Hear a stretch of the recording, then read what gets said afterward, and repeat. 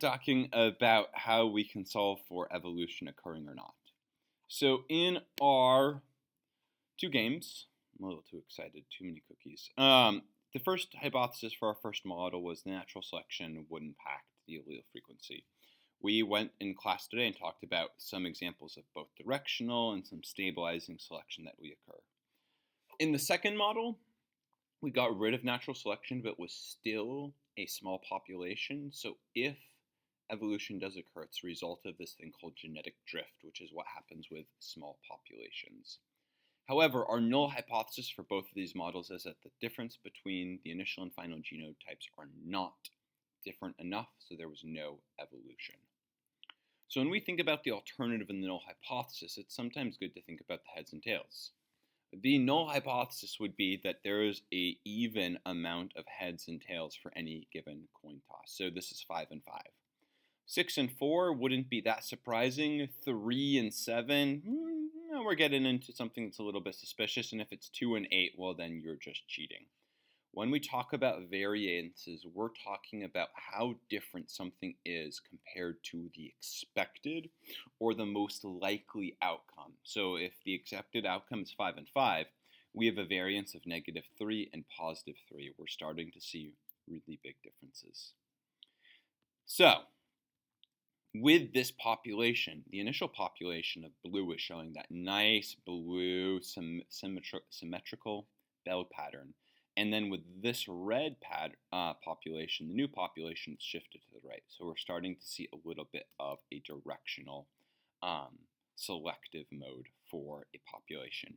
Remember, the average is usually 40% of a population in terms of that average. So how different are these populations, and are they different enough? So on page 5, you should see a 3x2 box where you're going to be defining a couple words. The first is significance level. This is a standardized measurement that we use to talk about how much difference needs to exist for us to say that two things are of a level of difference at 5% similarity or 95% difference. So our significance level is really 5% similar or 95% different. And how much difference has to be measured between two things for them to be considered only 5% similar.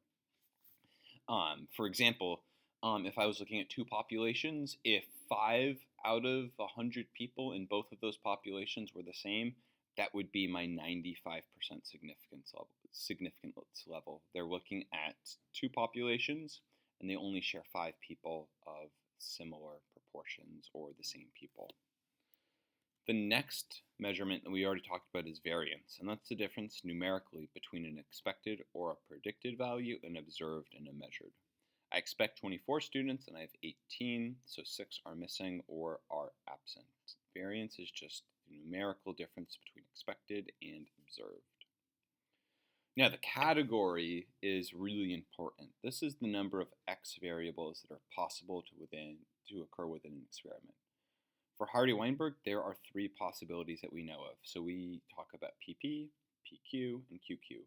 Big A, big A, big A, little a, little a, little a. For ice cream, for our homework, we're talking about 4 flavors of ice cream. So there are 4 categories. The null hypothesis, which we've already talked about, is that there is no difference between our expected and observed data. There's no difference, there's no change. What we had is what we get. And then we have our 2 last things. The calculated value is the measurement of variance in our data. This is going to be based on what we record and what we measure. The critical value is what we use to talk about the significance level. This is the measurement of variance that we need to say that two things are 5% similar and 95% different. When we talk about the critical value gets bigger and bigger and bigger as two things become more and more different.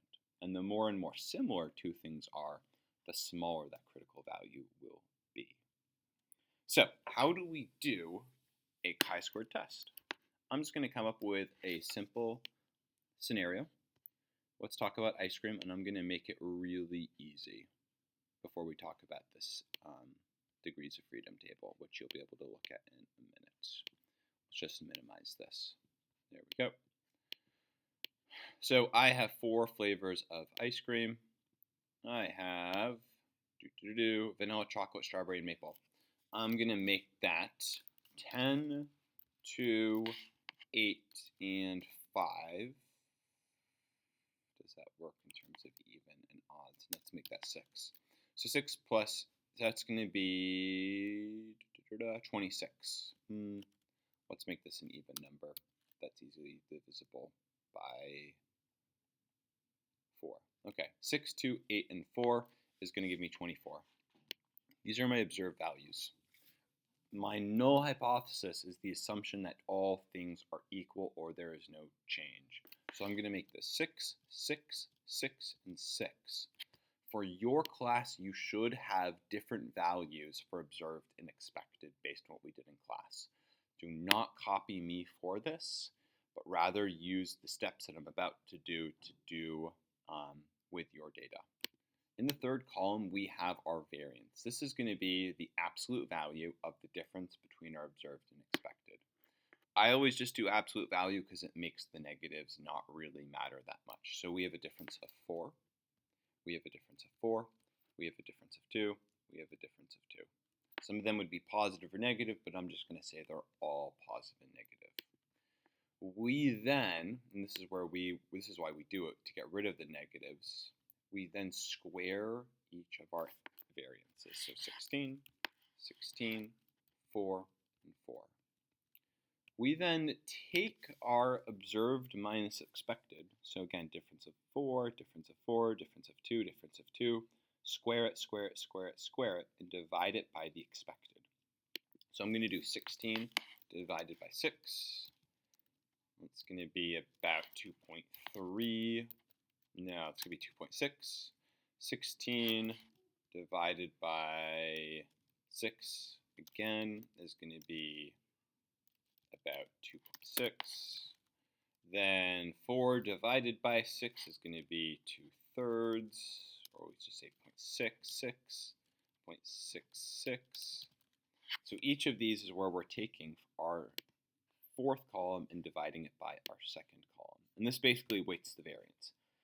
If you have really small numbers, a big variance is really important, but that same variance with really large numbers isn't as important. So a difference of 4 for 10 and 6 is a big deal, but a difference of 4 between 100 and 104 is not that meaningful.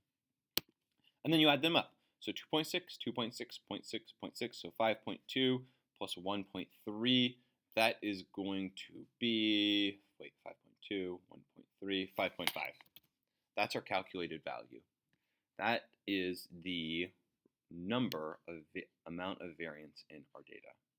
So then we have to take a look at the two tables we have below. And the fortunate thing is that this has already been mapped out for you to help you.